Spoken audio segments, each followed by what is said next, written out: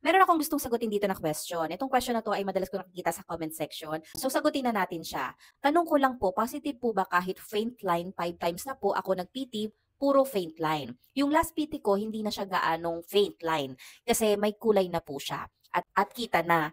Pero hindi pa po sobrang clear. Marami akong nakikitang comment dito sa comment section about dito kung 'pag malabo daw ba yung pregnancy test, or 'pag malabo-law ba yung isang guhit, eh, buntis daw ba sila? Yung mga gano'n. So, sasagutin natin 'yan sa video na 'to. Ang possible reason ay manok.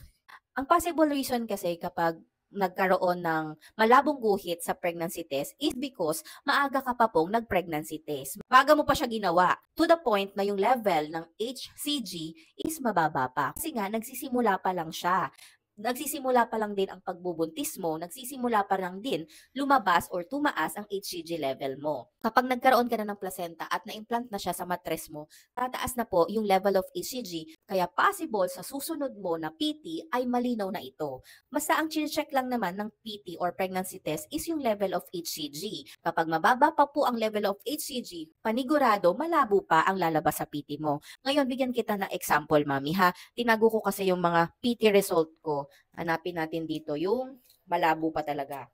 Sa pagkakaalam ko, date of conception namin is October 11 to 15. Ayan, between that date kasi is fertile days ko. So, doon kami nag-try.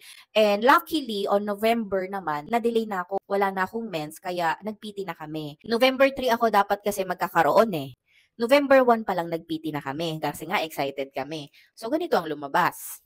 Ayan. O, di ba?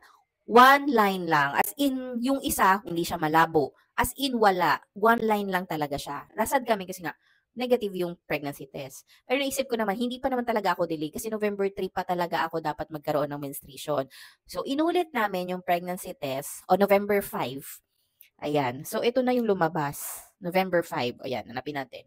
So, yan. Ganyan na siya. Yung control test, malinaw. Yung test naman is malabo pa siya. Yan, same lang ba tayo, mami? Ganito lang din ba kalabo yung pregnancy test mo? Ayun o, sobrang malabo pa siya. Kasi nga, nagsisimula pa lang yung HCG level na tumaas, na mag-appear. Kaya ganito pa siya kalabo. After a week, already for first week of November, nag-PT kami. Then second week of November, nag-PT ulit kami. Ayan na siya. Malinaw na siya. Differentiate natin siya. Ito yung first week na na-delay ako ng menstruation. Ito na yung second week.